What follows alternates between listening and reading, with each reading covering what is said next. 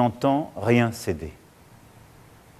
Or aujourd'hui, les défis qui se présentent à nous, qu'il s'agisse des dangers extérieurs, du dérèglement climatique et de ses conséquences, ou des menaces à notre propre cohésion, ces défis exigent la clarté dans nos débats, l'ambition pour le pays et le respect pour chaque Français.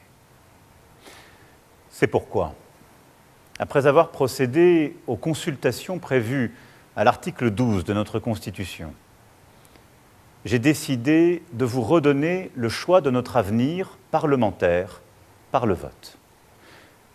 Je dissous donc ce soir l'Assemblée nationale. Je signerai dans quelques instants le décret de convocation des élections législatives qui se tiendront le 30 juin pour le premier tour et le 7 juillet pour le second. Cette décision est grave, lourde, mais c'est avant tout un acte de confiance.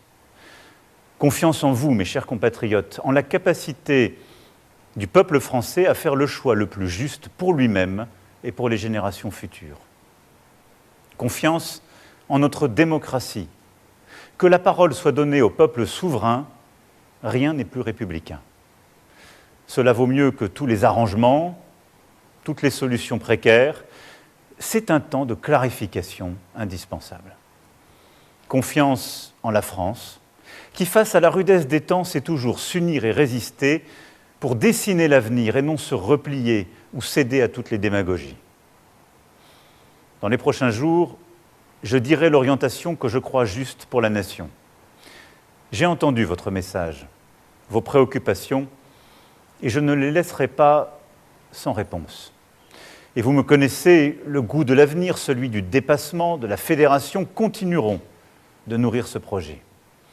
Mais en ce moment de vérité démocratique, et alors même que je suis le seul responsable politique à n'avoir aucune échéance électorale personnelle en 2027, soyez certains d'une chose. Ma seule ambition est d'être utile à notre pays que j'aime tant. Ma seule vocation est de vous servir. Je sais pouvoir compter sur vous pour aller massivement voter les 30 juin et 7 juillet prochains. La France a besoin d'une majorité claire pour agir dans la sérénité et la concorde. Être français est toujours se hisser à la hauteur des temps quand il l'exige, connaître le prix du vote et le goût de la liberté, agir, quelles que soient les circonstances, en responsabilité. C'est au fond choisir d'écrire l'histoire plutôt que de la subir. C'est maintenant. Vive la République, vive la France.